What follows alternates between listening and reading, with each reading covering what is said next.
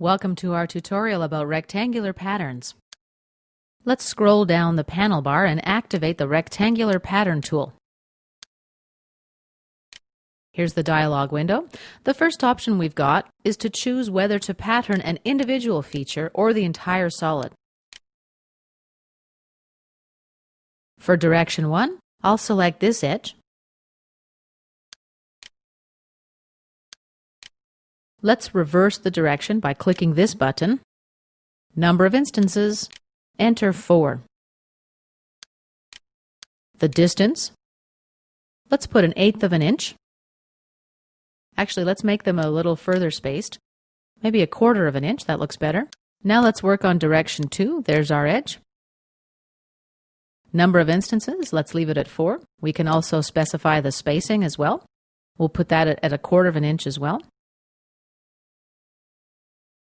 When I'm done, click OK. And this concludes our tutorial about the Rectangular Pattern tool.